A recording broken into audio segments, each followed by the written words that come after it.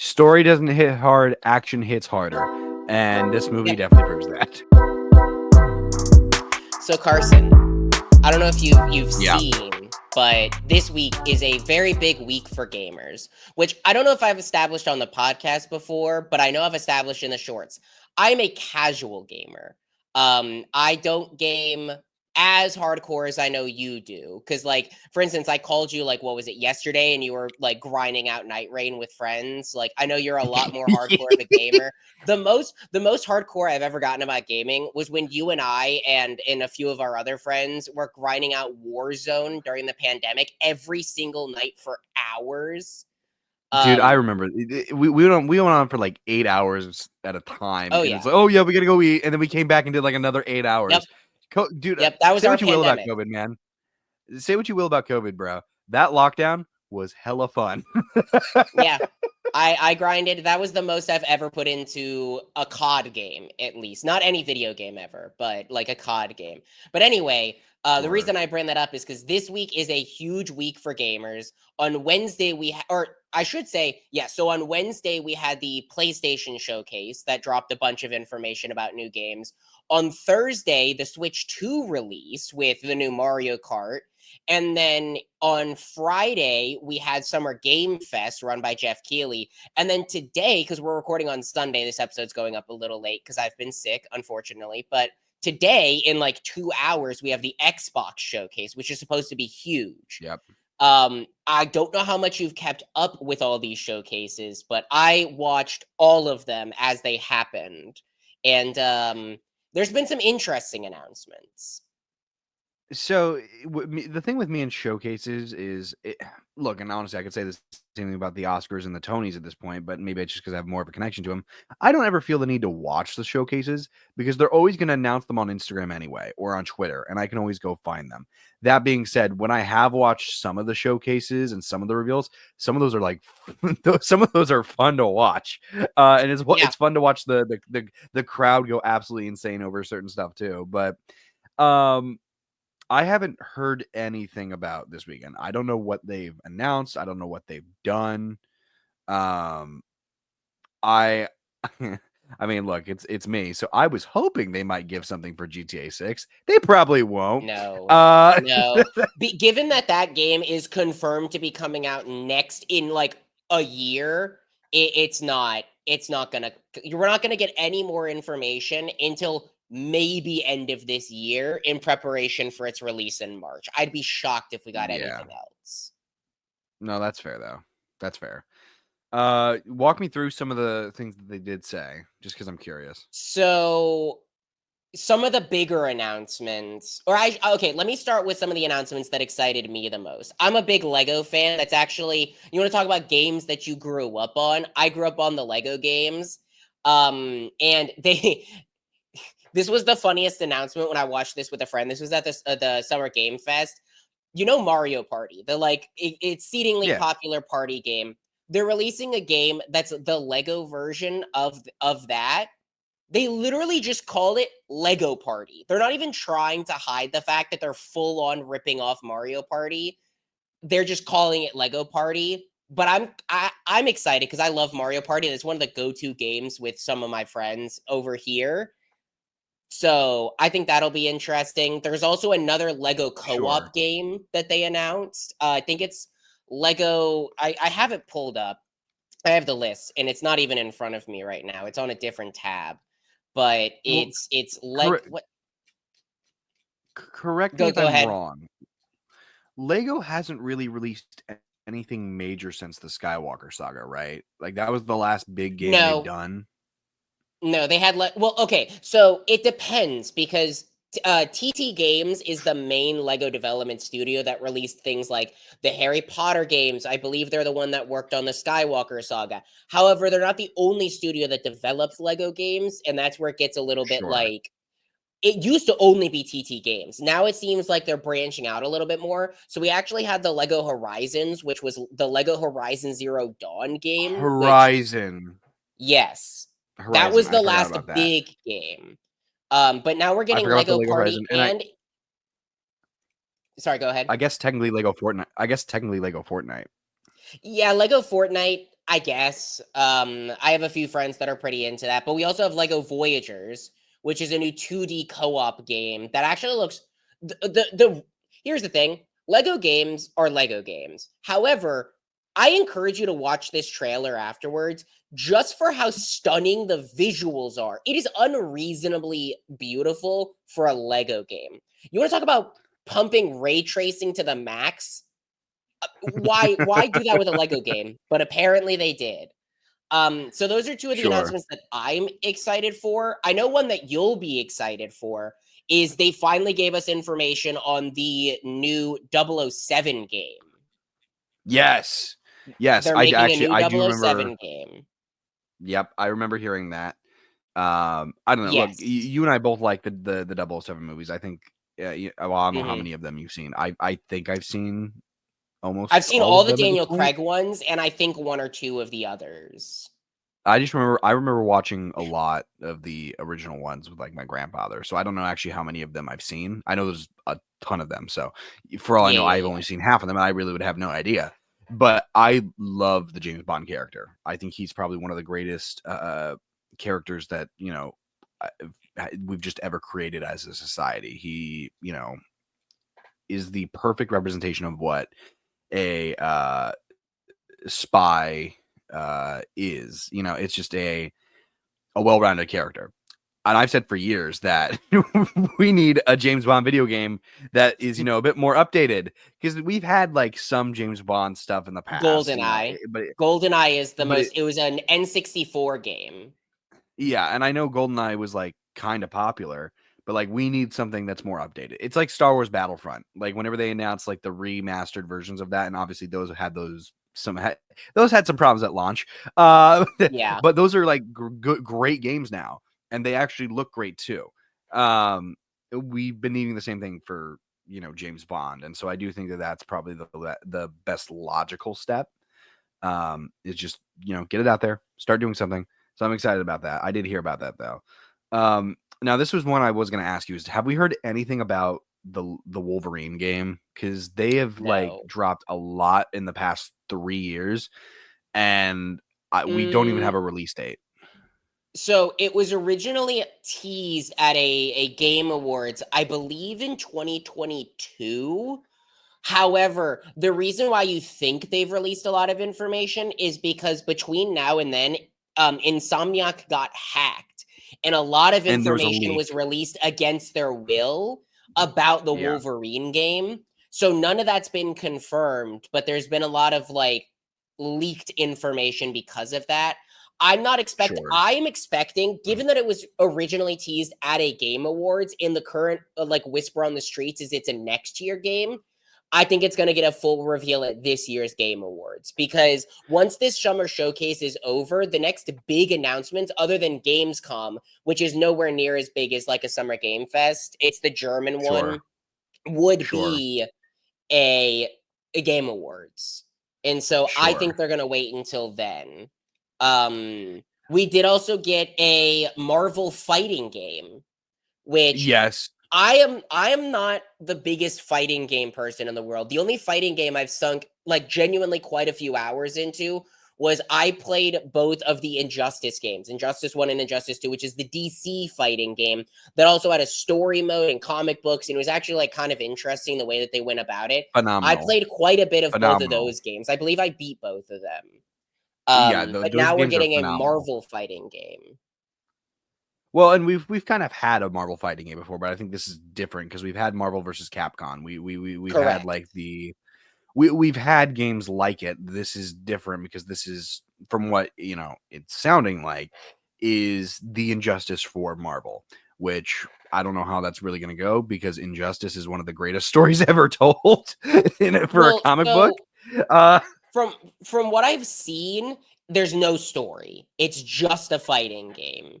It has okay, interesting gimmicks. So there's like a tag team mode where you can tag people in. There's also a 4v4 mode, which is really interesting. It's also made by Arc Studios, which is like Arc System Works, which is like a huge, well-known studio. yeah. So there's a lot riding on this game, but that's one that's quite interesting. I might pick it up just because, again, like I'm not a huge fighting game person, but I did play the heck out of Injustice, and I love Marvel, obviously. So sure, and I think for a game like that, it also determines the price. You know, again, a lot of games nowadays are just overly expensive. I bought Night Rain Deluxe Edition because it was $50. Sure, the game itself is not the same as Elden Ring. It's mostly a co-op game, but I'm enjoying the hell out of it, and I'm getting my money's worth because it actually was a cheaper price compared to the $80 it usually costs to buy a game now. And we have games nowadays like Marvel Rivals. We have games that are Marvel related, but they're also free now. What would stop people from playing those, especially something like Marvel Rivals? In what would stop people from playing that versus this new Marvel fighting game if it's like $80 just for the base game? You know what I mean? well, the fighting game community is very different than the game community that would play something like Marvel Rivals, because this is a 2D fighter. You're 1v1, 2v2, 4v4, whatever. Marvel Sure, Rivals sure. is literally just an Overwatch skin. Like, look, I've played it. It's a fun game, but call it as it is. It's an Overwatch skin. And No, it Overwatch is is. not a fighting game. It's an extraction, or not an extraction shooter, but it is a shooter. And that's not at all what Sure. this is. So it serves a completely different audience, but I do understand what you're saying, where if they come out and they're like, this is $80, it might be a harder sell for the more casual fans. I think the hardcore fans will still show up, but someone like me who's a hardcore Yes. Marvel fan, but not um a hardcore fighting game fan, it's gonna take a Yeah. lot more to get me in, which is like a probably $50 price tag. It Now I want to probably talk will be. about. I don't want to run this on too long because we could talk about the announcements forever, and if we didn't have other things to talk about, we could have just made it the topic of the conversation. But a few other things. They released a Game of Thrones RTS, or announced a Game of Thrones RTS game. So it's a real-time Yep. strategy game where, have you ever seen the like Warhammer 40K video games where you're managing like giant armies, kind of like the video game version Yeah. of the tabletop game? It Yeah. appears to be that, but Game of Thrones, which I think They could be they've pretty yeah. interesting. They've had variations of that before. I actually picked up one of those games. It wasn't nearly the same level that this is making out to be. It might even be the same game because I never really got that far into it either. But Well, no, this uh, isn't coming out until like next year, so it's definitely not the same okay, game. But okay, thank God. But they've done variations of it before, and if they do this right, they've got me. I'll spend. Just take my money, take my wallet. You know how much I love Game of Thrones. Just take yeah, everything I own. I mean, honestly, depending on, we haven't seen much gameplay on the Steam page. There's some pictures of gameplay. It looks like Sure, it looks like a Warhammer style RTS game, but in Game of Thrones. This sure, is a game that I'm not gonna pre-order or anything, but if they do it right, I might be interested in picking it up just because, like, I don't know, it could be right, interesting. But the only two other sure. there's a bunch of other announcements. Like, they announced the new Resident Evil game that's coming out February 27th of next year, which was pretty big. A few other things like that. But I've actually played the demo of two different games. I've sunk about like 2 hours into each demo. And I wanted to just talk about that. So they're both indie games. None of these are big games. One of them is Mio Memories in Orbit, which is a 2D Metroidvania. Mm. I am going to pick this game up when it releases.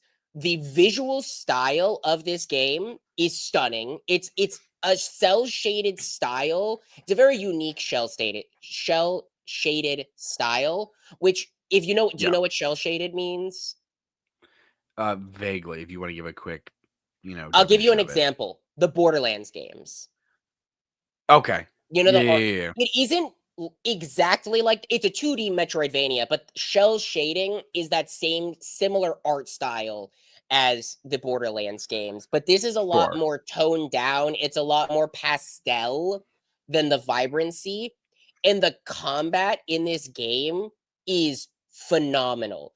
I'm playing it on PC, but I'm playing it with a controller because that's how it recommends you play it actually. It is so dynamic. I love the momentum. There's actually momentum in your movements and attacks. It is Yeah. a spectacular Metroidvania. I hope that more people play this game. I'm probably gonna play more of it because I haven't beat the boss yet, just because like I kind of got sidetracked and went in every opposite direction to apparently where I was supposed to go. Sure. But as someone who's loved games like Hollow Knight, I've sunk like 60 hours into Hollow Knight, things like that. I am Right. very excited for this game. The other game is Mina the Hollower, and Mina the Hollower is Mm. the next game from Yacht Club Games. And if you don't know what Yacht Club is, Yacht Club released Shovel Knight, and you might have heard of Shovel Yeah. Knight before, Yeah, but it yeah, I is know a what Shovel Knight is. Retroid style 2D platform action game. I've also Mm. played Shovel Knight, and I believe there was another game that came out like Shovel Knight 2. I played like pretty much every game the Yacht Club's released. Loved Shovel Knight. Mina the Yeah. Hollower is a throwback to 2D Zelda, actually. It's a very big departure from Shovel Knight. It is a top-down RPG, and it is Oh, wow. challenging. It actually took me like probably 20 attempts to beat one of the mini bosses before even getting to the boss. Mainly because I suck at video games, that's established, but it was so much fun. I love the systems that are at play there. I love the combat. It gives you different weapon choices depending on what play style you want right off the get-go. There's obviously a very big upgrade system that wasn't even present in the demo that they've teased. The art style is again very OG Zelda style 2D top down, but still visually stunning. It has kind of like a more polished look to it than something like a Zelda game Yeah. that came out like 50 years ago. Sure. But I'm not sure if I'm gonna pick it up day one necessarily, like I think I am for or for Mina Memories in Orbit, but it was a lot of fun. I've sunk like I think I beat the demo. I did beat the demo. I think it took me like an hour and a half to beat the demo. Highly recommend it if you're a fan of 2D Zelda games. But yeah, those are there's a bunch of announcements that came out. I highly recommend you and anyone else who's interested looking up on IGN, PlayStation, whatever to see the full list of announcements. Sure. Also, Steam Next Fest is starting tomorrow, which Steam Next Fest is when a bunch of demos for games come out, like a whole swath of demos. So I'm going to probably have a lot more demos to talk about next week, even because I'm going to jump in Sure. headfirst into Steam Next Fest. And again, we Right. have the Xbox showcase in T minus 2 hours, which I'm anticipating some big things. They've been like, there's some big things that Xbox is working on that I think we can get. But yeah. Anyways, are you ready, kids? No, we're not. No, stop right there. Just because we're talking about a children's Well, show today does not mean you get to do the SpongeBob intro as a part of. anyway, what's up, Nimrods? It's your boys back with another episode of the Nerdy Nimrods podcast. I'm your host for today's episode, Brandon, aka Parafish, here with my forever co-host. Carson, aka Juggernaut.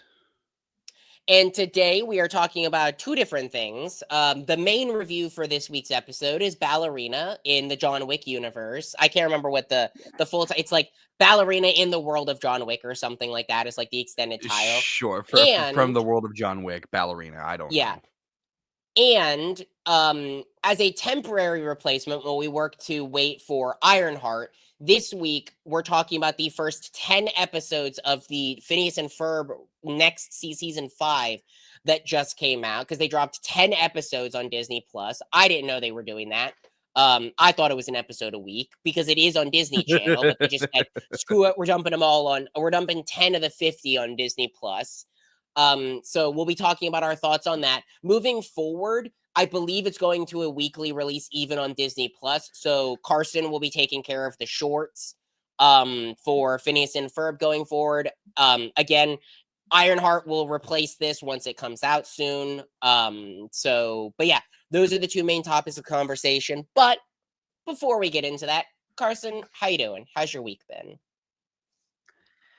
Dude, I feel great. You know, it's been a very, very fun week. I've been playing a lot of D&D with friends this weekend. We had a whole weekend set aside for it. And so I'm actually, after we get done with the recording today, I'll be leaving to go play D&D at like an hour later. So it's a very big D&D weekend. And so, yeah, no, I've just been locked in on playing various different characters. We're playing technically 3 different campaigns right now. So yeah, it's just been fun hanging out with my friends, getting to escape into the various different worlds that we create, and it's been great. But I'm chilling, man. I'm surviving. Nice. Yeah, unfortunately, as I mentioned in our cold open, I am kind of sick right now. I Yeah. I kind of felt a little bit of a tingle on Thursday, and then it kind of went away into, well, not really went away. On Friday, I had a volunteer thing through my work. They have like a whole day for volunteering. So I was out like cleaning up a park on Friday. And when I got back, I kind of just died. I kind of just laid down. I felt more drained than I should have. And then I woke up yesterday, and this is why we're recording on a Sunday, because I woke up yesterday and I told Carson, I was like, look, I'm not dead, but I don't really feel like recording right now. I'm kind of I don't I'm a I little sick. I'm I want a I'm day. not dead. I'm not dead, but I may be dying. Just FYI. Correct. Let's not Correct. record. Yeah. So I'm still sick. You might hear something in my voice. I'm congested and I'm probably gonna cough a few times throughout this episode, but I'm feeling much better than I was. Honestly, I think Friday was my worst day, but specifically just because I overexerted myself and then I just got hit harder on the afternoon of Friday. But yeah, I've been having fun watching all the game showcases, so that's been like the highlight of my week. We didn't even talk about the Nintendo Switch 2 dropped this week, mainly because neither of us got one, so there's not really much for us to talk about. Yeah, Um, how many people actually are getting one though? What I actually bring that information next week, just because I'm curious. How many people are actually bought one opening week, just based on the price? Millions. Okay, Millions. well, those millions of people, I'm sorry. Come on, guys. Just wait for it to go on sale, guys. It's not that It's not. important. That's the problem. Nintendo consoles don't go on sale. Like, it's not gonna go on Oh my sale for, like, god. at least 2 years, and maybe they'll cut $50 off it, maybe. But Nintendo consoles and games don't go on sale. So, like, I honestly can't I've even been thinking about getting a Nintendo Switch too, just because the reviews have been really glowing recently. However, I'll Sure. probably get a PS5 because I'm between the 2 right now. Um, Well, as a so PS5 owner, I can say that it's a great it is a great well, console. and the main reason I'm debating it is mainly just because, as I talked about last week, I got a new 4K OLED TV, and I have a PlayStation 4 and a base Nintendo Switch. Neither of them can push this thing to the maximum, nor can they play some of the more modern games that I want to play. Sure. Right. So we'll see. I'll check in later. We'll see if it actually happens. But yeah, let's go ahead and get right into this. So to start, as established, the season 5, which is the newest season of Phineas and Ferb, recently released. I can't remember exactly. I should have come prepared with this information, but like I said, I've been sick. But Phineas and Ferb's 4th season very much seemed like the final season, and it wrapped up many years ago. I think Yes. I was still a child when it wrapped up. And minus some movies like Candace Saves the Planet or Candace Saves the World or something like that, which came out like 2-3 years ago, there hasn't been much from Phineas Yeah. and Ferb other than Milo Murphy's Law, which takes place in the Phineas and Ferb universe. I only watched like the first season of it. I never continued it, but I know that they have heavy tie-ins with Doofenshmirtz, and even Phineas and Ferb show up in some of the episodes. But this is the Sure. continuation directly the next summer after the summer that we Yes. ended Phineas and Ferb with. Yeah. And so, Carson, I know you already posted a short about it, but if you want to either give it different thoughts or the same thoughts, whatever, I'll kick it off to you and then I'll give my initial thoughts and then we'll go as much back and forth as we can for these 10 episodes. So, yeah, I'm basically gonna give the same thoughts I said in the short because I still stand by it. Look, we didn't need a Phineas and Ferb revival. They wrapped everything up so nicely. I will start off by saying that this isn't needed. Is it wanted?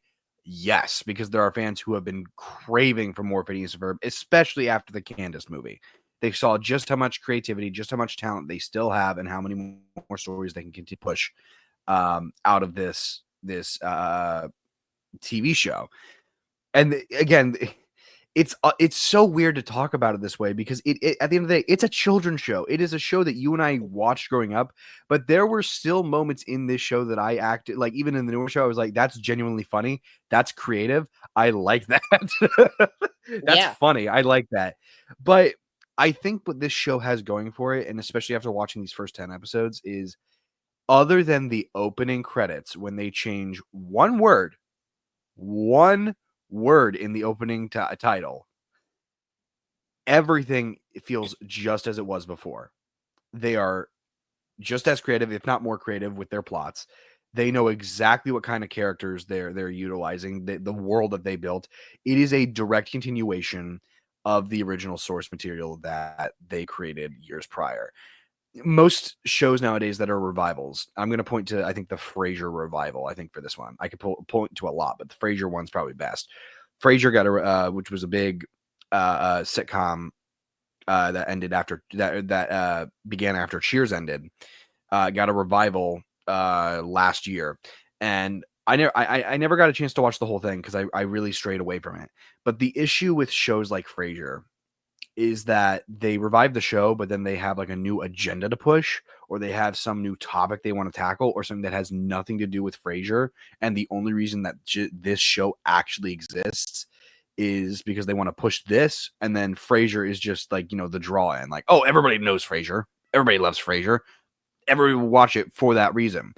Phineas and Ferb doesn't have to do that. Now, again, we're talking about a children's show versus a sitcom that was made for adults, years before Phineas and Ferb even was created. So it's, again, very different, but the actual show itself is intact. What they created years ago is brought back to this, to the exact same spot that it was in. And I use this word in this sense. The show is perfect. Let me rephrase that. It's not Breaking Bad. It's not The Sopranos. But for Phineas and Ferb, it is exactly what it is supposed to be. And I will actually debate anybody, even though it is Phineas and Ferb, I will debate anybody and say that this is the best revival of a television show I've ever seen, purely because they straight out of the gate prove why they're existing, why they brought it back, and how much fun that we as an audience can have with the show. And so I had a blast watching these first 10 episodes. I think that there is a lot of nostalgia roped into it, but there's a lot of just new elements that they're adding to it. Like, come on, a submarine, but it's literally a sub sandwich. Where do you get that from? Like, where do you get that creativity from? That's fantastic. The episode where Candace goes to therapy and then the therapist is all over the kids like, wait a minute, this is all connected. Wait, oh my God. And then Candace turns him into like a person who's trying to bust everything. I'm like, what the heck, man? Like, this is creative, and this is exactly what I would have wanted from a Phineas and Ferb show. And also the music. Oh my God, the music is catchy. The first number when they welcome you back, I'm like, oh my God, they still got it. Like, that was a banger song. They still got it. So I don't know. I've gone on for a while, so I'm gonna let you have the mic for a minute. But like, those are just my quick thoughts. I think it's perfect for exactly what it needs to be, and I think that they did. They justified why they're existing now. Yeah. So going into this, I am a gigantic Phineas and Ferb fan. I watched it growing up as a kid. I've seen many of the episodes like more times than I can count. I've seen every single movie that they've released, every single special that they've released. Sorry, my cat's being a pain. I am a huge Phineas and Ferb fan. And when they originally announced that they were making a season 5, I kind of had that thought process of like, cool, more Phineas and Ferb. However, is it really necessary? And Yeah. I think the easiest way to answer that question is it necessary? No. Did we need this season of Phineas and Ferb? Absolutely not. I think you even touched on that. Did we need this? No. Did I still enjoy the absolute hell out of it? Hell, dude. Like you said, I think the song's the best summer ever. The second we get in and we listened to that song, The Best Summer Ever, you're like, oh, we're so back. That was like my first thought when I watched it. And I think one of the biggest reasons why, I don't want to try and like just regurgitate everything you said, is they brought pretty much everyone back. They brought almost the entire original voice cast, minus I think like one or two. Dan Povenmire and Swampy, who are the original creators and writers on Phineas and Ferb, are back and writing all of these episodes together. And so no wonder it feels like more Phineas and Ferb. I will say I was originally caught off guard by the art style. So the art feels Yeah. it is very similar. It is very similar, don't get me wrong, and it is just obviously very modernized. And I think the thing that's taken me the longest to get used to, and maybe it's just me, it's the characters' mouths. I don't know Yeah. why, but when the characters speak, I don't want to say it feels off. My eyes are very drawn to it more than I want them to be. And I don't know I think why. I don't know how to describe it, it's but something is it's because going of how on clean there. it looks. It's because of how Yeah. clean it looks, I think. Yeah, it's very polished. I mean, again, you're talking about of course, you're going to update the art style. You're going to clean up the edges. You're going to make it. I mean, I don't think the original was like hand drawn on paper or anything, obviously, but this was made in back in the early 2000s. And now you're talking Yeah. about you've made this in 2024, 2025. Of course, it's going to look different. Of course, it's going to be modern, but I do still appreciate that it feels like Phineas and Ferb. Other than those weird things with Sure. their mouths and the fact that it is very much higher fidelity, it still looks like Phineas and Ferb, just like a modern rendition of it.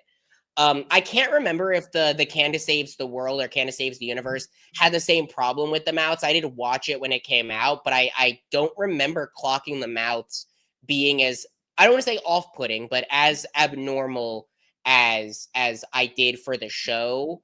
But Sure. I think other than that, like it's just a great revival. Now, another thing, and I'm curious your thoughts, and this is where we can kind of start the back and forth on this. Obviously, if you don't know anything about Phineas and Ferb, then first of all, you should skip this. Also, this is technically that was all spoiler free. Not that it really matters for Phineas and Ferb spoilers, but I'll take this as a moment to give our normal warning if you're at this point in the video. For the rest of Phineas and Ferb, the first 10 episodes, and Ballerina, we'll be getting full into spoilers. If you don't want to hear spoilers, skip around. Don't watch this episode. Watch it. Watch the stuff. Come back. We don't give really non-spoiler reviews all that much just because we want to just talk about it without restriction. Again, doesn't really matter for Phineas and Ferb, but I'm going to give that warning here now before I forget. Anyways, one of the things that kind of caught me off guard is, so obviously with Phineas and Ferb, it's a musical show. Every single episode has two musical numbers because every single episode Sure. is 2 days. And that's why the Yeah. original Phineas and Ferb had 52 episodes. I don't know if you knew that. Yeah. It had 52 episodes because every episode cut in half, 104 days, 52 times 2, 104. There's 104 days Yeah. of summer vacation. Now, obviously, there's Yeah. specials and things mixed in there, so that math doesn't really add up perfectly, but whatever. That was the intention. Um, and almost every single day in the original Phineas and Ferb covers Phineas and Ferb. It Yeah. follows them making an invention and getting almost busted and things like that. It is that loop. One thing that caught me off guard with this is there are multiple days where we don't have almost any Phineas and Ferb. Obviously, a big one that Yeah. you mentioned, which admittedly is one of the funniest episodes, is the therapist episode. It's Candace is going to therapy, and you have the therapist who gets basically driven insane trying to connect the Doofenshmirtz and Phineas and Ferb conspiracy theory, and then the mysterious force steps in. We get Phineas and Ferb Sure. at the very end because of the disco ball, but most of that episode is about Candace and Doofenshmirtz. There's Yeah. also other episodes that I can point to where you have little to no Phineas and Ferb at all. I mean, one of the episodes in particular is when Phineas and Ferb are spending the day with their mom, and it's Buford, Isabella, and Baljeet are supposed to be making something, but then that doesn't really happen. And then you have the lacrosse episode as well, which I can't remember which episode that is. But all I'm getting at is it's very interesting how many episodes just within this first 10 episode drop don't really focus on Phineas and Ferb. And I'm curious your thoughts Well, on if you clocked that and I what your thoughts, like what your opinion is. I did clock it, and again, it's been years since I've seen the original show. I didn't do any prep work for this revival show, but I feel like I can kind of remember the original series having episodes like this. I mean, correct me if I'm wrong, but I remember them having episodes like this where it was, it didn't necessarily focus on Phineas and Ferb, but they may have still been in the episode in some way somehow. Again, and also that's what the Candace movie was mostly. Like Phineas and Ferb were a part of it, but it wasn't their story really at the end of the day. Honestly, you could argue a point that it was Doofenshmirtz and Perry's story more than Phineas and Ferb in the Candace movie. You really could argue that. So I don't think that it's like necessarily a bad thing. I actually kind of like that. Let's pretend like it is a new thing. I feel like I remember seeing episodes like that in the original series, but let's pretend like this is a new thing they're trying. I actually kind of enjoy that. I think it gets you around to various different characters, and you get to spend time with characters that you wouldn't necessarily get to spend time with at all. It focuses on not more important things, but it focuses on things that you never would typically get. And I think that's a great thing to add, because then you feel more connected to these characters. Again, I'm talking like it's a child's TV show, so like I gotta you feel so deeply connected to the emotional, psychological bits of these characters. But like no, like you get to spend more time with characters that you love and that you know. And I think with this show, specifically going back to the therapist episode with Candace, you want to spend a lot of time with Candace. You liked her in the movie, in her own standalone movie, and I think now it almost, because that movie came out, it's almost right to like give some more love and some more time, to Candace in that regard. Yeah. And the same thing goes with these other characters. We haven't seen these characters in what, 11, 12 years, 10 years. Yeah, How I'm long has gonna it actually Google been? that while you keep talking. I should have done the prep again. I've been sick, so I haven't done as much prep as I wish.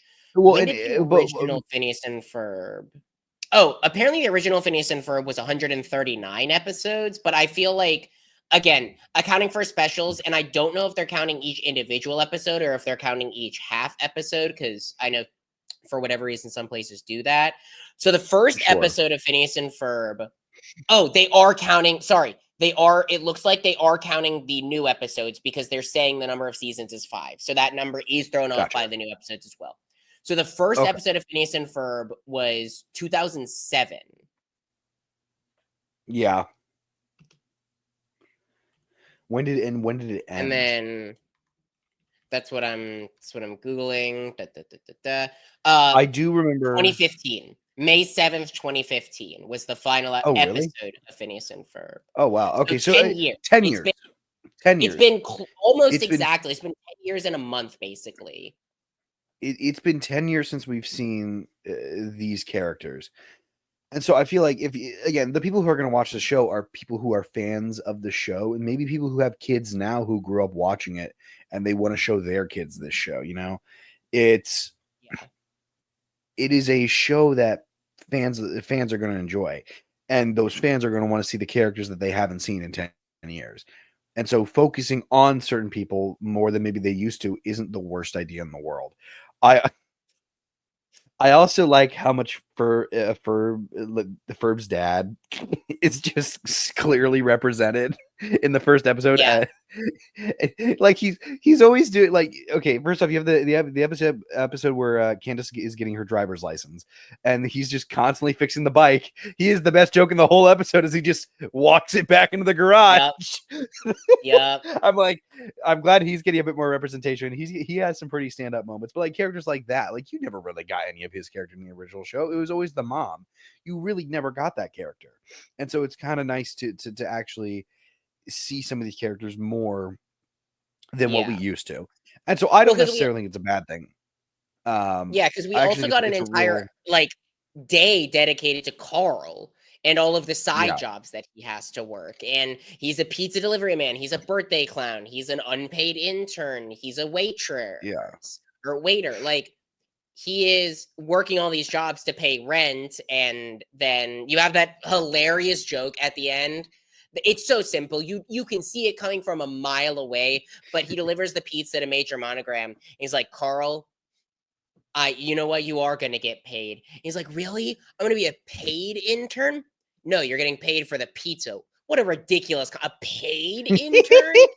And I was like, okay, that one got me. That was pretty funny. There was a moment in the first episode with Major Monogram. I just started laughing, and because it's so stupid, but it's such a Phineas and Ferb thing to do.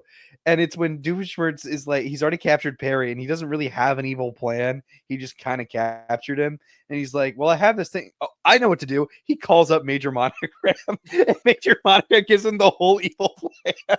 Well, really, Yep. you would be doing this. He's like, "Oh, wait a minute." I'm like, "No, that's perfect. Of course you would do this." Yeah. I'm like, that's so funny. You know, oh my god, dude, it's so. I did not expect to like the show as much as I did. It's so gosh darn funny. Don't get me wrong, it still has some humor where you're like, "Oh, that's stupid. That's stupid. Yeah, I don't like that. That's weird." Of course it has that. But like when it's actually really clever writing and funny, it's really clever writing. I love everything with Doofenshmirtz. I think he is easily my favorite character in the show. But I love everything they do with Doofenshmirtz. I think it's great. I loved just this is the actor in me. I loved it when Doofenshmirtz is playing out the scene, and he's Vanessa's reading out her line. She goes, "Exit stage left," and he stops this mid scene and goes, "Vanessa, you don't have to say the stage directions, honey. Thank you. Just leave." Yeah. I'm like, okay, that's pretty funny. So I don't know. It's just like I have a love-hate relationship with the jokes, because some of them can be very childish and stupid, but others can be really friggin' clever. Well, And actually like think, enough to like get me laughing. yeah, one of the other jokes, and we'll move on from Phineas and Ferb unless you have a bunch more to say after this. But like one of the other episodes that like I did not think I was going to find it all that funny when they introduced the concept of the joke, but I really think the amount that they had to stretch your concept of what the joke was in order to actually make it funny. It was the Meep episode. Obviously, Yeah. every season of Phineas and Ferb. In fact, I think sometimes there's multiple. You'll get an episode with Meep, the alien who is coming in, very adorable. Yeah. Voiced by John Stamos this time. They get a new translator, and it's freaking John Stamos. And I was like, oh, very No, I didn't hilarious. even realize that. That's really funny. I didn't realize it was John No, he Stamos. says it. He says it in the episode because I think it was Candace or someone asked, "It's like, oh, how can we understand you without your mustache?" Because the whole joke from the original is you have to have a mustache translator. And Meep is like, "Oh, we Right. got these new wireless translators, and that's why I now sound like John Stamos." And it, in I fact, didn't know that it was is John actually John Stamos. Stamos. I didn't know it was actually John Stamos. I thought it was just a joke. Oh, that's why I sound like John Stamos. Oh, okay. I didn't know it was actually John Yeah. Stamos. That's funny. I like But that. what That's funny. the joke that was set up is, oh, we released a trailer at the end of the last Meep episode on an episode that we never intended to make, and then we ended up making it, and we did that every single year, and we introduced a bunch of shots, and how are we going to make the now we have to turn these things like 17 shots into one episode. And I think the moment that really got me was like, obviously throughout the episode they had the bus one, which I think was one of the funnier ones, where it was like, wait, Yep. Perry, if you had this car this whole time, like this flying car, why did we take the bus? And Doofenshmirtz is like, oh, it's because we needed the shot on the bus. And it's like, okay, that's a funny fourth wall breaking joke right there. That was a little Sure, chuckle. right. Yeah, But of course. the one that was really funny was the last one, where it was like, oh, we still have like 2 scenes left. Are we not going to do a trailer for the next Meep episode?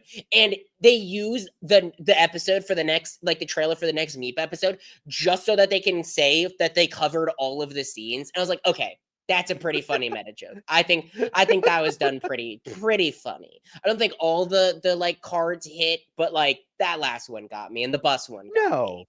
No, but Look, but that's the type of creative fun you want with Phineas and Ferb. That's exactly what you're expecting to get out of it. And again, when this is wrapping up my thoughts. I know I already said this. When I say that the show is perfect, it's perfect for Phineas and Ferb and exactly what it's supposed to be. It is the most perfect revival of a television show I've ever seen because of how well it resonates. Just the original show, how much of that original show is actually coming through, and it doesn't change anything. Again, Frasier, Roseanne, I'm sure there's another show I can think of, even Girl Meets World to a certain perspective. These are revivals of popular TV shows from when our parents were younger.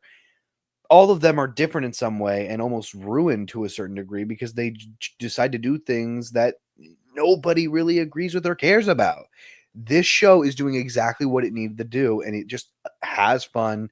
It's creative, and it allows the audience to just be sucked back into this world that they haven't seen for 10 years, Yeah. No, and I think the only thing that I want more of, and that I don't want to say was lacking, but I'm hoping that they build more on, is just more wacky inventions. I think there were some really funny Oh, ones. You had sure. the pogo stick, you had the sub, like you had some funny things, but because they're spending so much time on the other characters, we haven't had as many cool inventions as we got in the original Sure. Phineas and Ferb. And if I had to say Sure. something was lacking, that would really be the only thing. But again, this is only 10 episodes. We have like 40 more episodes. So I'm really Right. curious to see how many more wacky inventions they can come up with, because that's one of the best parts about Phineas and Ferb Sure. is those wacky Right. episodes.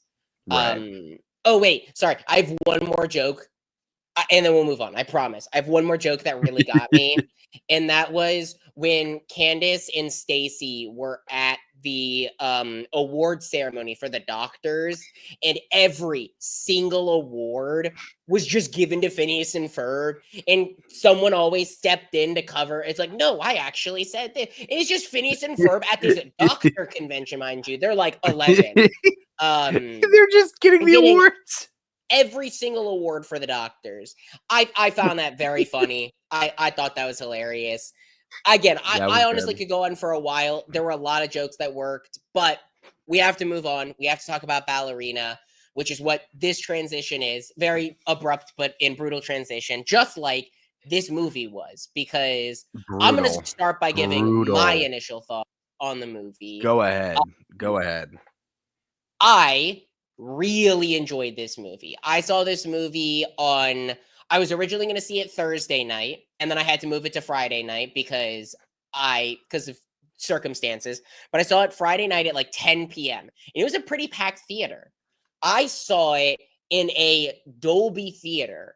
And so if you don't know what a Dolby theater is, it's enhanced audio. So it's not IMAX, it's not like 4D or whatever, but it is specific Dolby surround sound enhanced audio. And Sure. I know this isn't necessarily my thoughts on the movie. This is more my thoughts on the Dolby theater. But oh my god, I don't think I've ever seen a movie in a Dolby theater before. Dude, they'd shoot a gun or punch someone.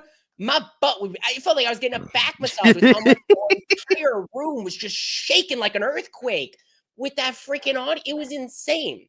The chairs were super comfortable, but man, was that audio intense. I was like 2 rows from the back. I was like, or like 3 rows forward from the back. And man, was that audio intense. And Yeah. now to give my thoughts on the actual movie itself. Again, I really, really enjoyed this movie. I think it has some spectacular action. In fact, I think it has action that stands up there with some of the best in the entire John Wick universe. I'll talk about that more Yeah. in depth, but the grenade scene, phenomenal. Absolutely phenomenal. Got huge pops in the theater when some of the things were happening. One that was really funny to me was the plate scene, when they're in the cult area and they're digging through the plates. That scene got me. That scene got a huge laugh out of the audience. There was the flamethrower scene, which was one of Yeah. the big long action scenes. That was great. Yeah. You had the interactions with John Wick, which were cool.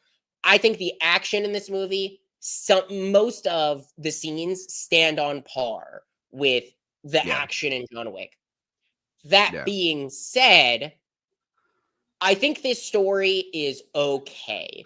Now, granted, John Wick movies are not known for having exceptional stories. I think number 4 is universally, and including mine, the best story. It is I just love the that's story how of it 4. is. Number 1, I think also has a pretty good, very simple revenge story, but still very good. I think this is on the weaker end. It definitely does not stand up there with the greats. I think one of Yeah. the biggest plot lines that really like I when it happened, I was kind of like I actively wanted them to move on because I just did not care was when the sister was revealed to still be alive and Yeah. involved. Yeah. I felt like that was very forced. It ended very quickly. It was very unnecessary. I get it, but I also don't. I think that John Wick is a universal revenge. I think that story was okay. I think it all hit about as much as you'd expect for a revenge story.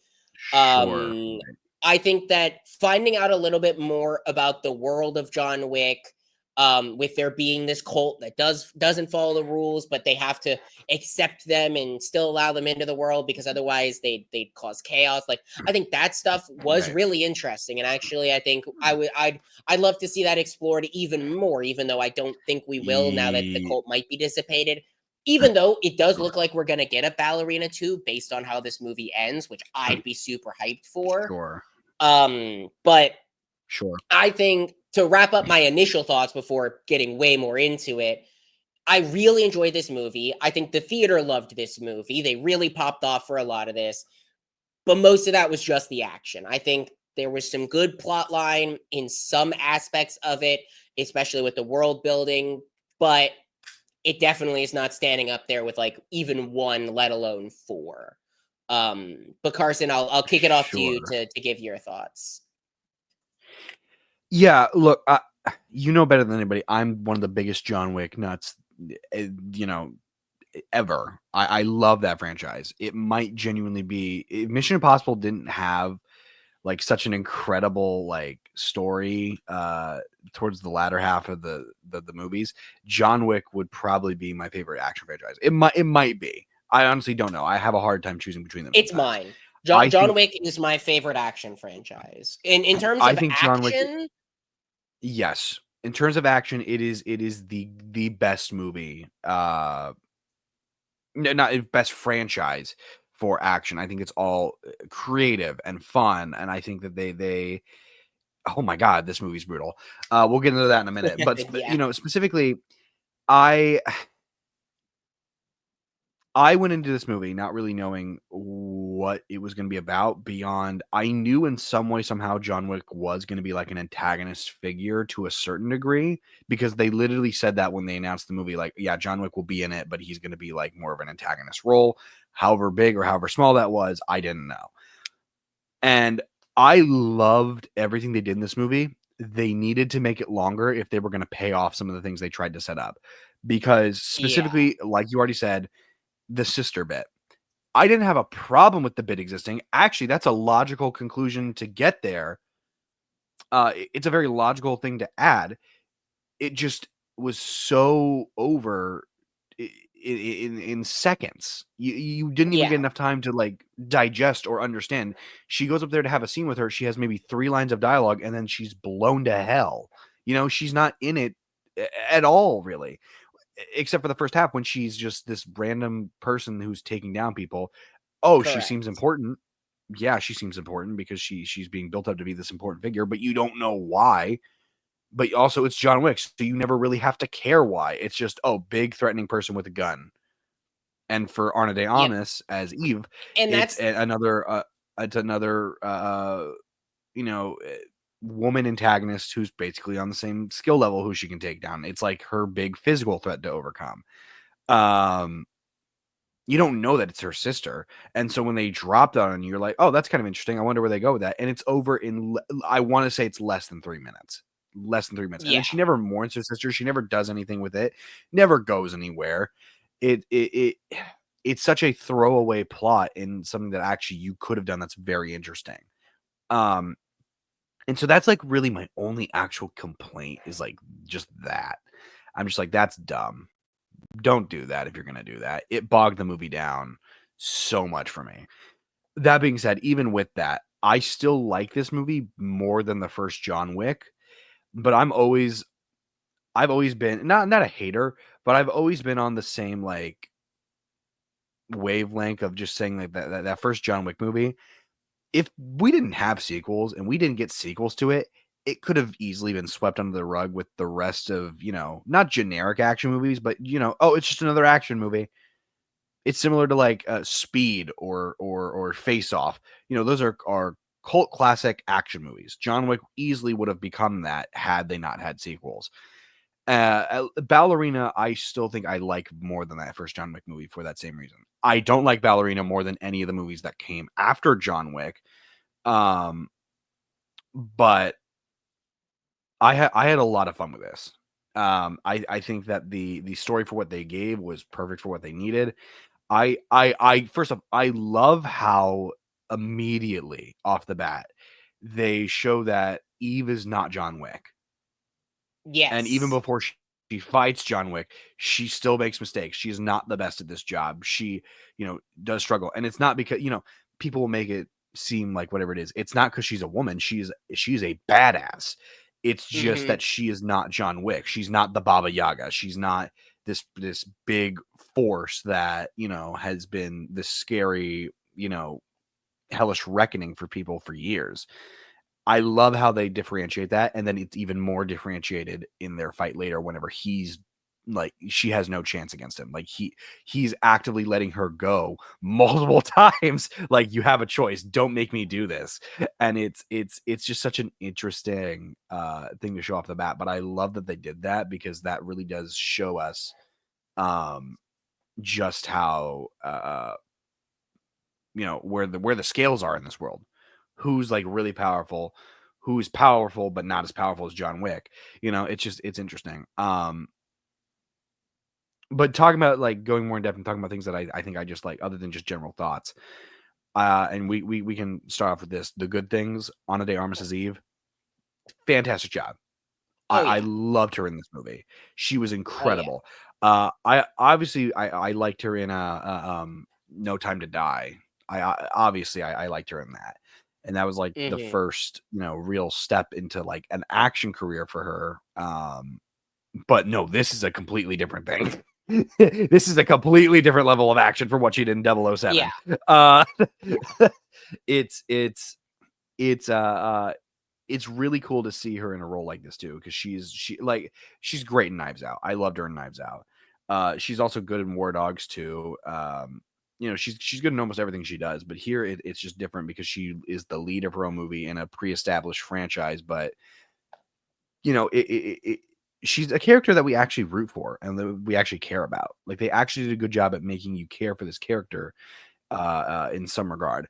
Maybe not as much as I think we care for like Kane. When Kane like first showed up, I don't even know if it's just because Kane's cool. There's something about Kane and about his story that just makes it such a tragedy. Like, Kane is also like John. He wants to be out. The only reason he's not is because of his daughter, and they keep threatening his daughter. So that like giving that to Kane is such an emotional attachment.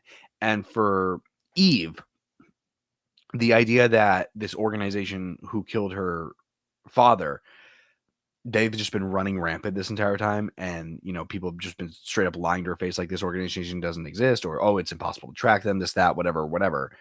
It creates a really interesting an emotional dynamic that you can really bond with Eve over. And I think that Ana de Armas just does a fantastic job playing into that. I don't know. Yeah, no, I Thoughts, think comments? I mean, we'll get a lot more in depth into this, and I think I'll give my thoughts on Arne de Armas first, since that's what you just talked about, and then I don't want to go like beat for beat for like the plot of the movie, but I think it'll be helpful No. for us to like start towards the beginning and then kind of like walk through the parts of the movie throughout that we really liked. Again, we're not going to need to just recap the entire movie, but start from the beginning and then just go on from there and help that as our driver. But with Ana de Armas, I think you brought up a fantastic point that I was going to bring up a little later.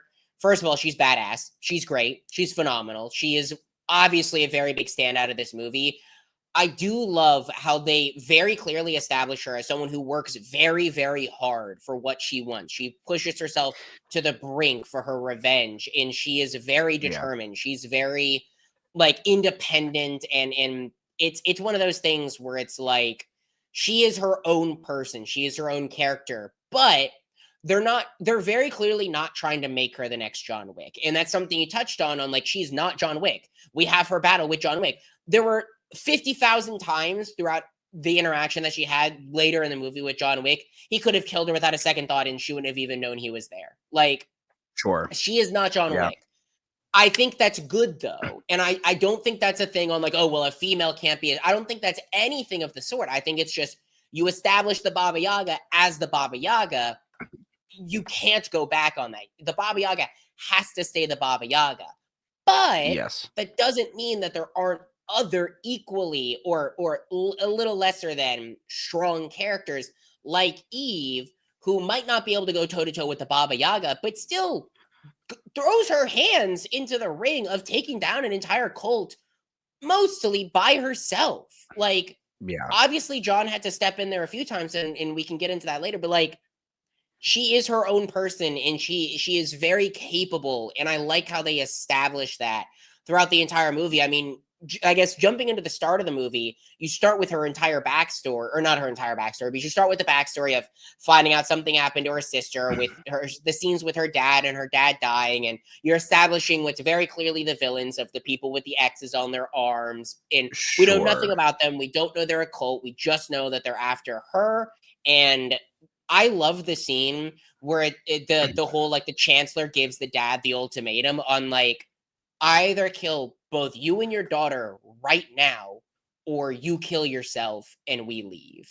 And or I think it was you kill yourself and we take your daughter, or we kill you and your daughter right now. And I fully expected him to kill himself and that be where that ends. I do like how Eve kind of like steps in and we got that phenomenal action scene. I love the opening action scene in this movie where they're going through the tunnels and they have hand-to-hand combat stops, things like that.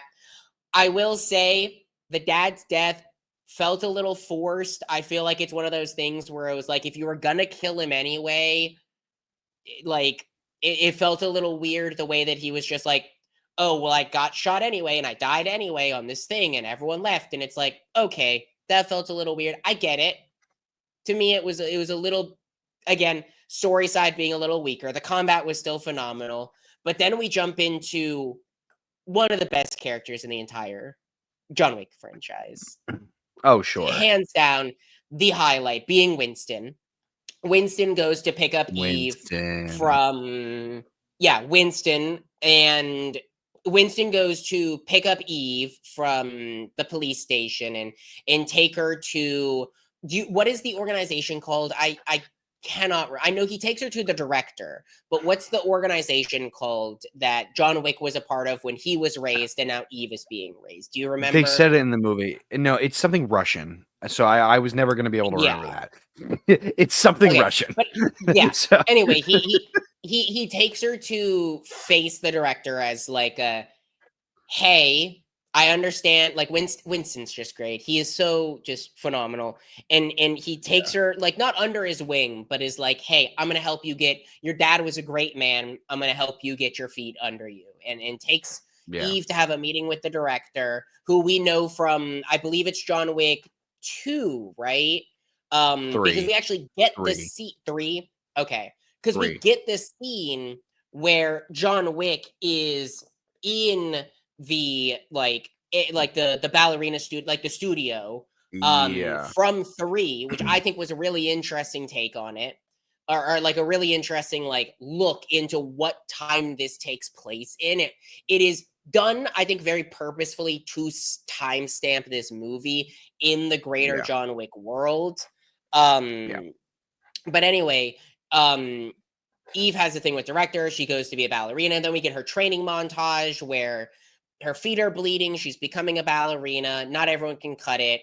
We see the whole like scene with the table and she has to kill someone. I'm speed running a lot of this because, again, we're not trying to go plot for plot, but like as we go through this, if there's anything you really want to touch on, like, let me know, because that's when right around that time, it's right after she has that whole challenge where we get the introduction to John Wick. We see the stairway scene where John Wick is talking to the director. And now, again, we obviously knew John Wick was a part of this movie, but Eve talks to John Wick, and it has that little bit of dialogue because he's known as the Baba Yaga. We get all the whispers.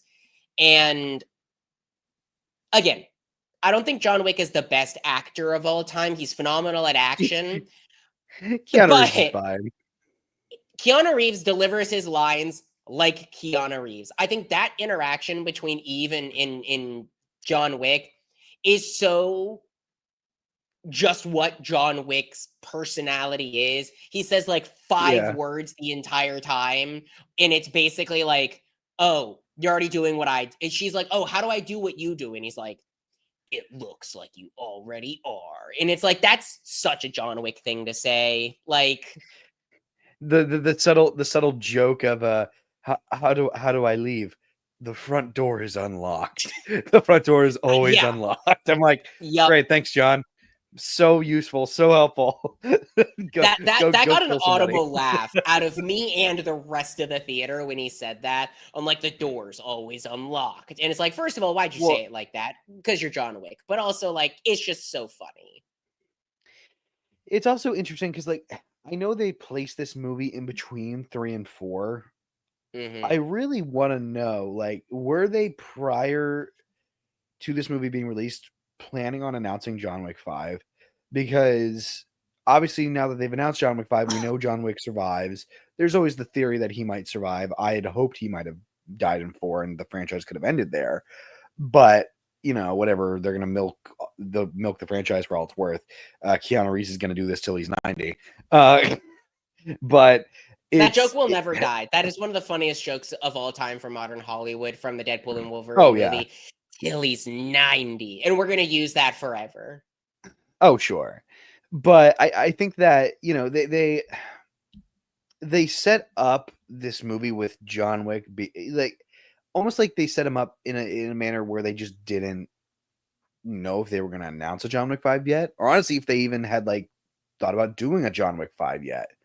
You know, they hadn't really given us anything in this movie that would have indicated towards like, oh yeah, he's clearly alive, this, that, whatever. They didn't give us anything. And so I wonder if I don't know. I don't know what I'm thinking. It's just more like, did they plan on announcing it before this movie came out, or did it just kind of happen logically with like timeline and stuff? I don't know. But I mean, I'm curious to see what a John Wick 5 looks like. I don't want it. That is a movie that I don't want, not because I don't love John Wick, just because I loved the way John Wick 4 ended, and I wish they kept it that way. Sorry, I'm gonna. Excuse me. Sorry. Like I said, being sick. I'm sick. But anyway, jumping back into the movie. We have the whole interaction with John Wick. Then she starts going on her missions, and her first mission that she gets is a protection mission.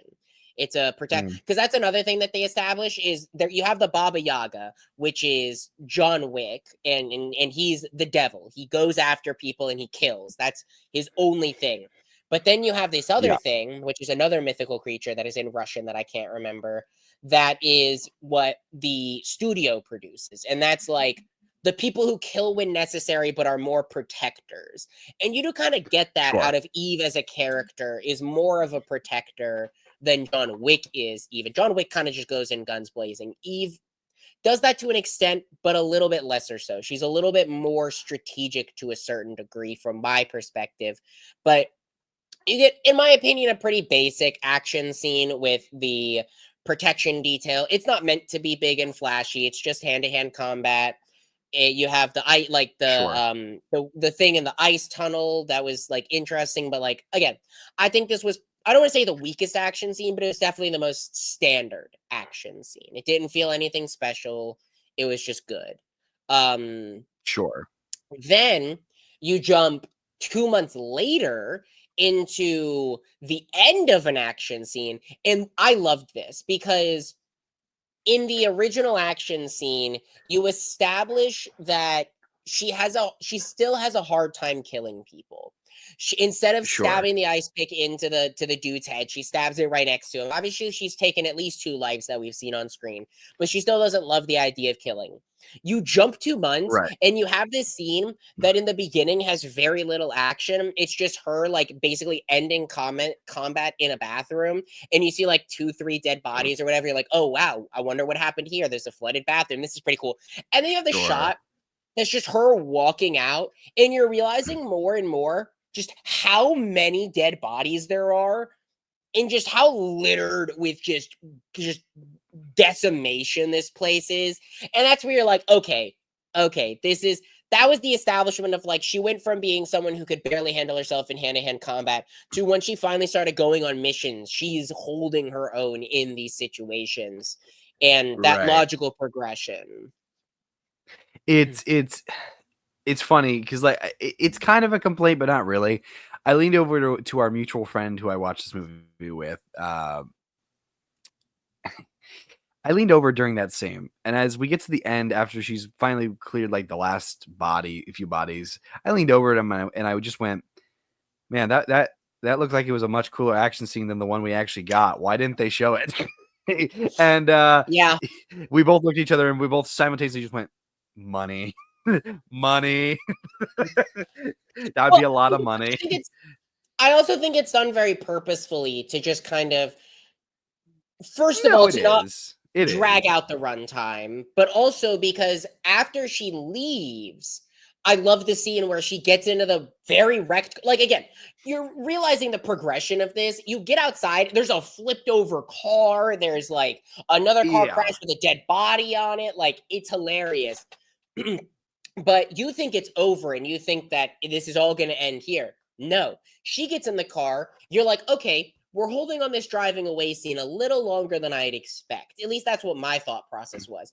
Then all of a sudden you hear screeching tires and you can see off in the distance an SUV plowing through traffic, crashing into each Yeah. car. And we get, Yeah. I think, another interesting but pretty standard fight scene. I loved the hatchets. That was another one that it was the first really brutal kill that really, like, I think showcased that this movie is really brutal. I mean, it gets even more Yeah. brutal later. All the action up into this point was very standard. It was enjoyable. I think the most brutal one Sure. was the opening action shot. Everything else was pretty standard. This one, Eve kills a guy by basically cutting his face almost in half with an axe. The audience, like, Yeah. left out an audible, like, "Whoo!" in my theater. Like, Yeah. it was, Yeah. people reacted. Um, Yeah. and she cuts off the dude's arm, takes it, tries to get information from the director. And this is another thing that, like, I think it was interesting, the whole thing with the cult. This is where we get a lot more information about this cult, in terms of like, oh, well, they don't follow our rules and they're much more savage and things like that, which, like, cool. I wish they played with that a little more. It kind of felt like they were just another tribe, honestly, because you see them using the Continental without any issue. You see them putting up contracts. Like, they still felt like any other group to me, at least. I don't know if you have a different opinion on that. But Not really. No. yeah, so we get all of that. This is then where I think the movie really starts to pick up, because you have, and I'm just gonna skip around a little because I think there's some not as interesting stuff that happens here. The first action scene in this movie that really got me, and it got the whole audience like super engaged, was she goes, you always have to have a suit up scene in any, oh wait, I skipped Oh, something. sure. After she goes to the director, she goes to Winston and cashes in her coin. Now, the only reason I'm bringing this up is not because we get anything super interesting, but it's because of one particular thing. And if you don't know what I'm referencing, it's I the already fact know that we what you're get referencing. one final little glimpse. Technically, this isn't the final because we get him a little bit later on, but essentially the final glimpse of Lance Reddick, who unfortunately passed Yeah. away, I believe in 2022 or 2023. 2023. It was days before John Wick 4 came out. Correct. And everyone believed that his last movie was going to be John Wick 4. I did not think that we were going to get anything out of Lance Reddick in this movie. I was not expecting it whatsoever. When he showed up on the screen, I almost cried. It was such an unfortunate loss, way too soon. Beloved actor, not just in John Wick, but in many other properties. And getting him one last time in this movie, it felt special. I wish we got more of him, but I think it's one of those things where I don't think they knew at the time that he was gonna die. So it's not like they could have done anything special with his portrayal, but just the fact that we get to see one last time him show up on screen and him specifically interacting with Winston, I think was so special. That's all I really have to say on that whole thing, unless you have anything to add. No, I mean, look, I like Lance Reddick. I love Charon. I love that character. I think he's such a faithful servant, and he obviously is shot in the opening moments of John Wick 4. It's kind of heartbreaking to see him in this movie, knowing where he ends up, but yeah, it's similar to that flashback episode with Joel in Last of Us. You know where he's gonna end up, and so it's just a matter of okay, it's nice to see you, but I'm really sad that I'm looking at you right now because we know that you're in real life. Like, this actor has moved on, he's passed, and so it's kind of sad. But it was good to see him. He did good. He did a fantastic job for his final appearance in this role. Yeah. It really sucks that this is the last time we'll get to see him, but I'm just glad we got to see him one more time because, well, I think his death was. I cried when he died when I saw John Wick 4 in theaters, but sorry. But I think that getting to see him one last time, not being shot to death, was nice. Well, yeah. Anyways, we jump to there was the Continental action scene where we're introduced to another plot line that I felt like was really, really weak and underutilized, which was the Daniel Pine story. I felt like that was another one that was so unnecessary.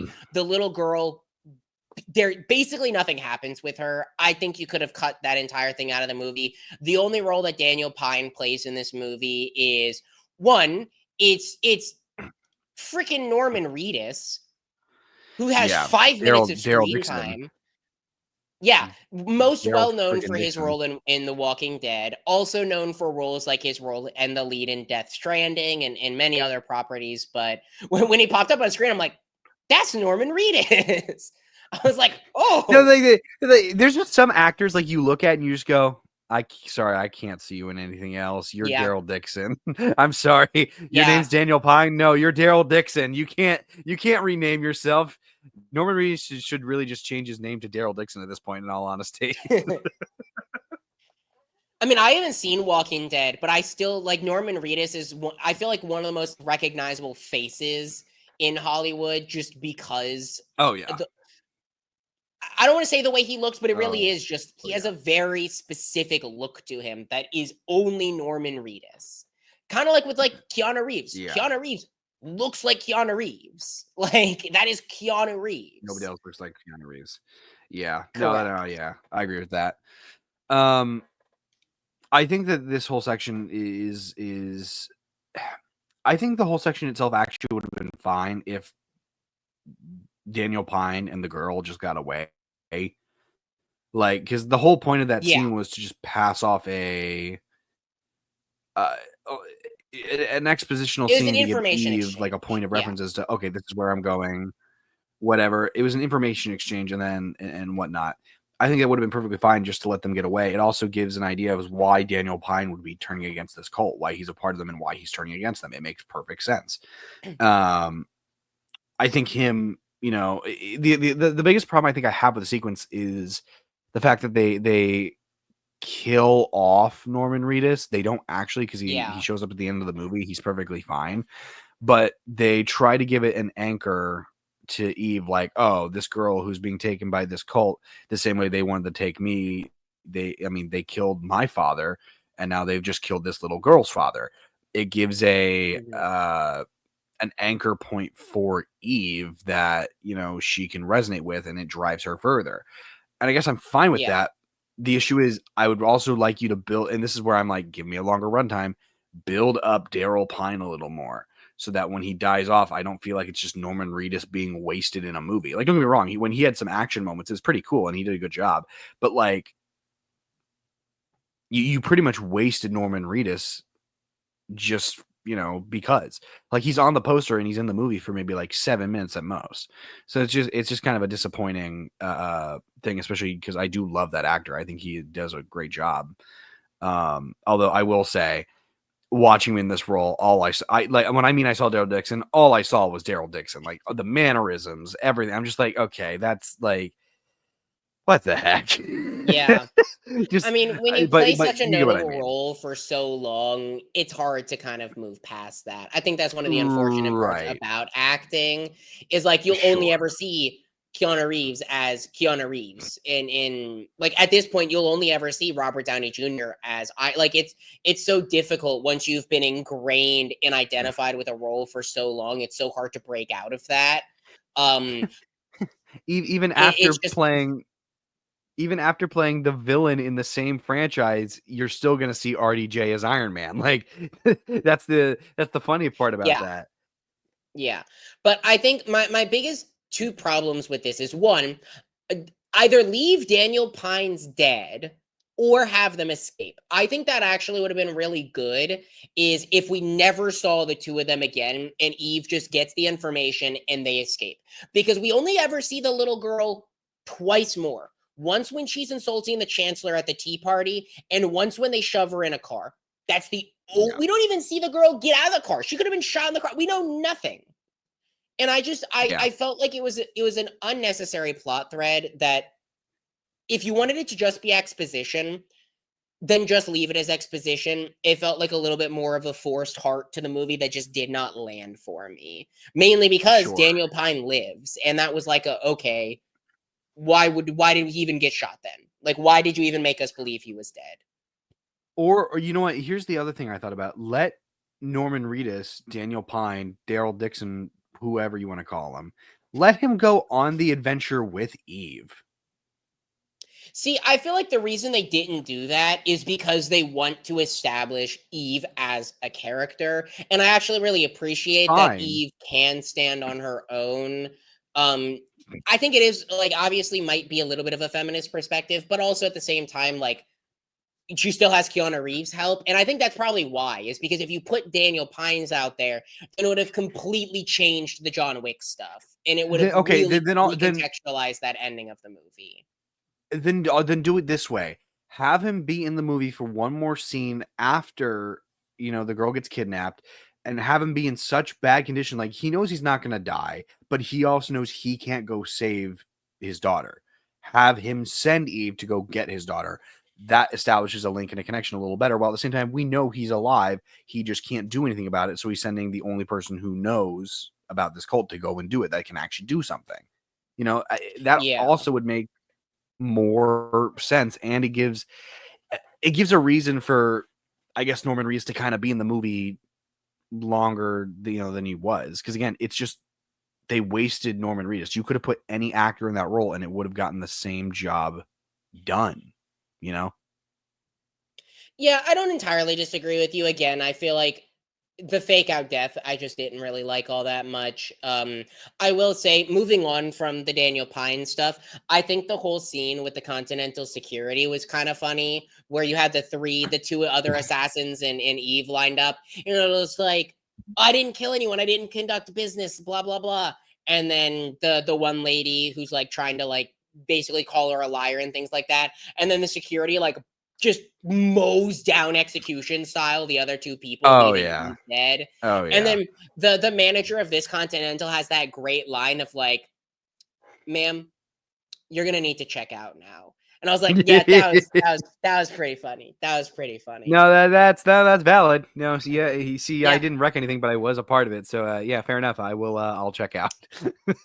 Yeah. And then, And but then from this point on, it's like it just moves from one action set piece to the next. It just keeps going and going and going. Because then we go to the armory, then we go to the actual village, and you know that we're there for the rest of the movie. But it's just one action set piece after the next, which I that's kind the of John Wick actually movies. appreciate. Yeah, again, that's well, no, but this is at this point really an action set piece to another one. Oh That's yeah. what I mean. Well, because at this point of the movie, you really stop the story for most of the rest of this movie up until the end. I feel like at this point, you've had a lot of story. At this point, starting at the armory, you kind of just stop the story. Other than a few other things with the director and John Wick and things, you really stop the story just to focus on action. And my God, do they have some action. So obviously in any John Wick movie, you need a suit up scene. That is just a staple of the John Wick movies. However, I love the way that they played with this suit up scene where she goes to this random hunting store. Guy turns out to obviously be an arms dealer. She starts to get a suit up scene. He gets into describing like maybe 2-3 guns, and then they just start blasting. I originally thought that the guy shot for some reason, but made sense. Like, no, they are getting shot at. The armor gets shot like twice. Oh, also, he has that line where I think we've heard it in other John Wick movies when she's like, "Oh, I'm going hunting." And I think that's a line that John Wick says. And it's like, "Are we hunting large or small game?" And it's like a callback to one of the other John Wick movies. I found that was pretty nice. But then we have one of the best set pieces in the John Wick franchise. Yeah. If you have ever played video games, you know that sometimes you run out of ammunition with your guns, or you can't find good guns. What do you move to when you don't have guns? Grenades! Grenades! Oh my God. When she originally picked up the grenades and opened the box and couldn't find a gun that was like loaded or anything, and she picked up the grenades, I was like, oh, cool, we're going to get a few grenade shots. Like, this is going to be pretty interesting. No. Was I so fucking wrong? The grenade it's all grenades. scenes. Oh my God. This was when the audience was just nonstop popping off, dude. Because you have some generic ones with like just lobbing grenades, people getting blown up. And then you have 2 deaths in particular at grenades that just literally blew me and the person that they were killing away and the entire audience. The first one was shoves a grenade in a dude's mouth, breaks his jaw with it, pulls the pin, pulls the door around him, blows him to smithereens.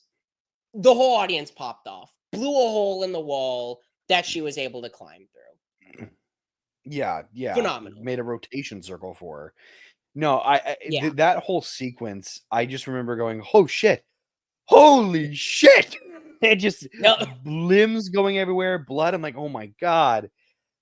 It was the goriest it's such a scene, I think, in any John Wick movie that I can remember, honestly. I agree with that. No, I agree with that. I also think that it's a sequence as a whole that is, I think, one of the more creative John Wick sequences. Like, you know, you hear a lot about John Wick and his, you know, big, like he can kill people with a pencil. Like, you never actually seen that though. And John Wick has been creative. I'm not saying they haven't been.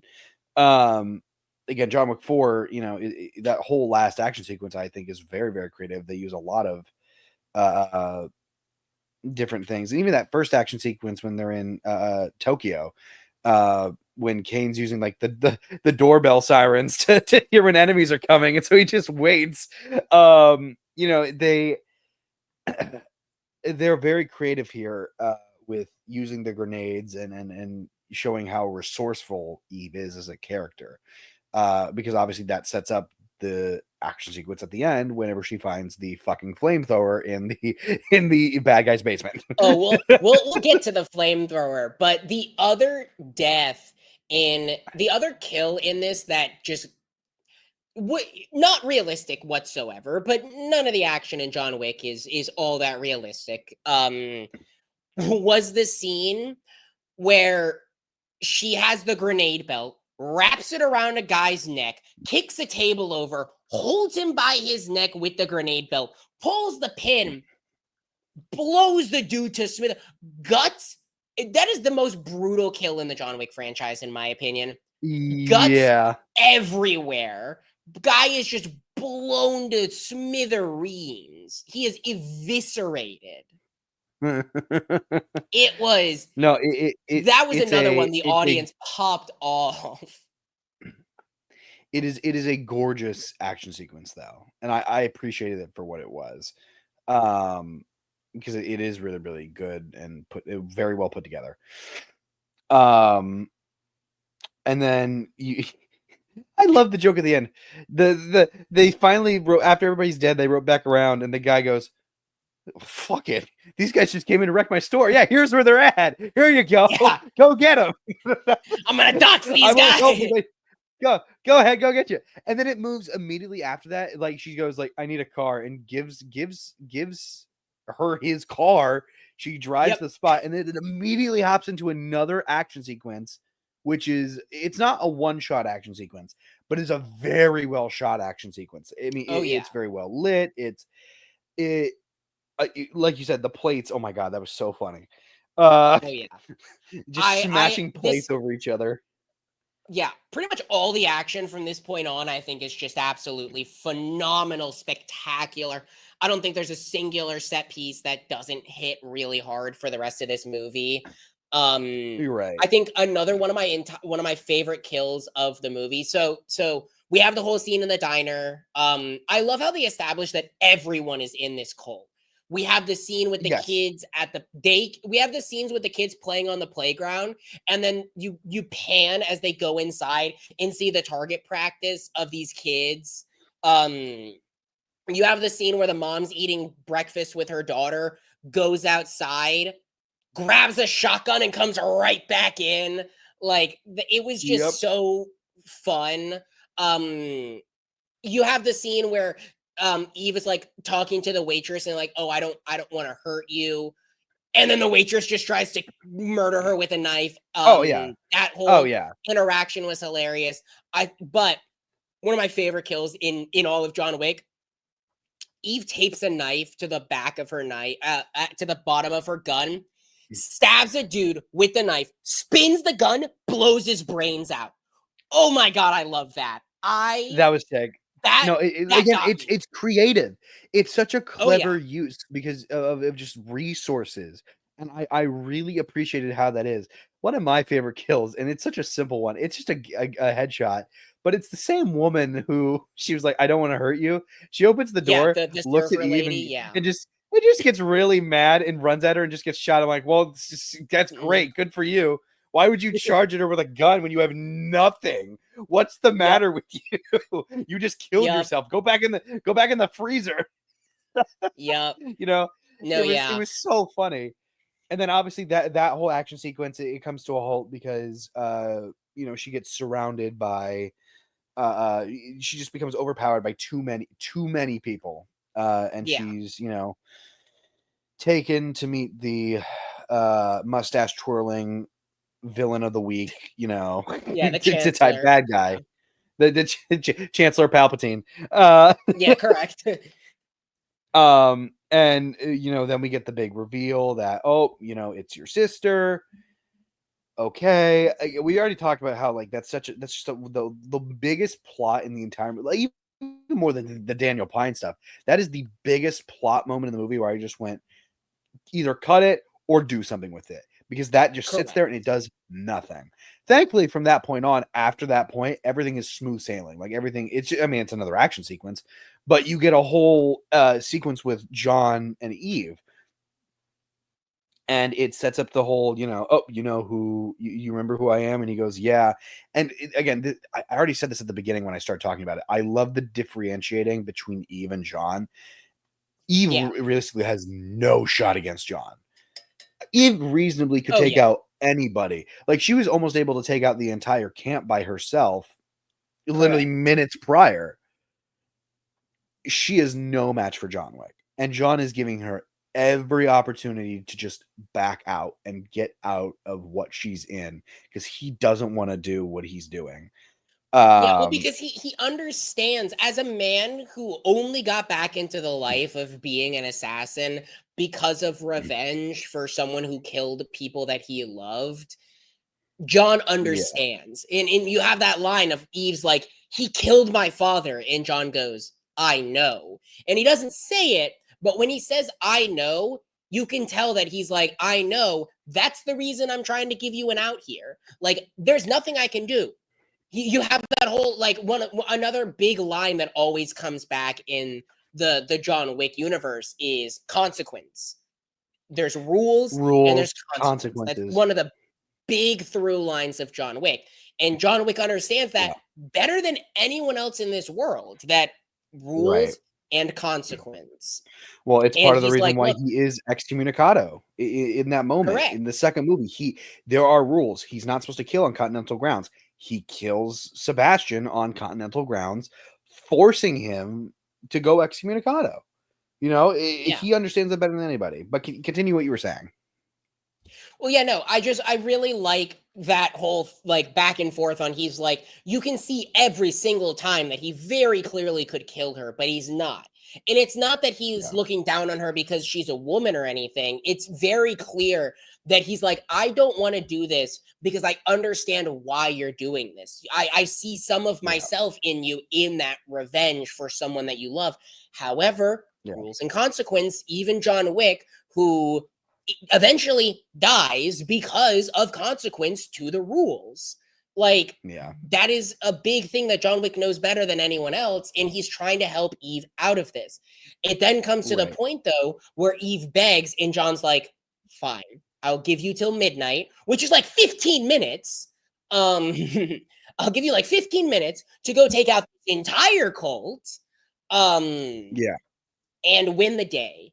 And then you get like I'm not gonna like get super into depth into every single point of this action set piece. One, because we have to cut this short eventually because I have like 30 minutes until the showcase starts and I need to tear down my setup. But also just because like we don't need to give a play by play. I was No, listening. But I'll give my favorite moment quickly. yeah, Which is they're going up to fight John, right? And John sees one come up the steps, kills him quickly. And you have a brief interaction between two random soldiers going up the steps, and it's, oh man, I don't want to fight him. That's John fucking Wick. I don't want to fight him. yep, And they just immediately dies. I'm like, no, yep. no, that's fair. Y'all should have listened to that guy. Just stand down. It's not that important. I promise you it's not important. Just don't fight him. Yeah. Well, and one thing that I listened to Koi's review of this. Obviously, we talk about this every week. That I listen to Koi's review for pretty much everything. Right. One of the things that he talked about is Right. it specifically this set piece feels very video game esque, and I fully agree with that. Yes. This set piece feels very set piece with a video game, and I think one of those, like one of the reasons why, is because you're introduced to a mini boss, like literally the other dude with the Yeah. flamethrower, the blonde haired, like just mustache twirly evil guy who's defending the chancellor. He's just a mini boss. That's exactly how he feels. That's exactly how he's treated. Um, I do find it Yeah. interesting that Eve isn't even the one that ends up killing the mini boss. It's John Wick who shoots the gas tank on the flamethrower that leads to the mini boss's death. But all Right. the scenes with the flamethrowers, when they every single movie with John Wick, you have one very special set piece with a very special weapon. In one of the John Wick movies, you have the dragon's breath scene. Right. That is one of the best scenes in action history, is the dragon's breath scene where he pulls out the shotgun with Right. flaming bullets. That was just great. I thought that that Right. was going to be Right. the grenade scene. So, but when she opens the box and it is like, oh yeah, I was like, oh, what's gonna be in this box? Like, what do you got there, Eve? Yeah. And it's a flamethrower, and you're like, oh, It's buddy, pretty sick. and you just have most of the rest of this action sequence being flamethrower, and I loved it, and it was really cool. I also love the scene where you have Eve using the water hose against the flamethrower. And I thought that was an expert counter. It was really cool where she's like, my flamethrower has run out of flames. I'm going to use the thing. I do find it funny, though, that a lot of the flamethrower action in this, you had the scene with them hiding behind the cars, and it just felt like a regular shootout, but with flames, where they peek their head out, shoot a flame, get back down, pop their head up, shoot a flame. And I was like, this is so ridiculous, but I love it because it's John Wick. Like, just fire down on him. that was my immediate thought, and I just kept leaning over. I was like, what if they just kept holding down the trigger and then they just walked around the car? They wouldn't know because the flame is still there, so they can't peek over the car. I'm like, they'd be dead in seconds. True. But no, I get what you're saying. But yeah. Then you get I think the funniest joke in this entire movie is very close to the end. And that is we skipped over the sister's death with the whole action sequence with that because we kind of already touched on that. But you have the scene where the chancellor gives this whole speech. His people come in and are like, hey, Eve's coming for us. She's already taken out a bunch of our people. We need to go. And they have the scene where the chancellor gives this whole manly speech. He's like, no chancellor of this has ever run in 200 years, blah, blah, blah, blah.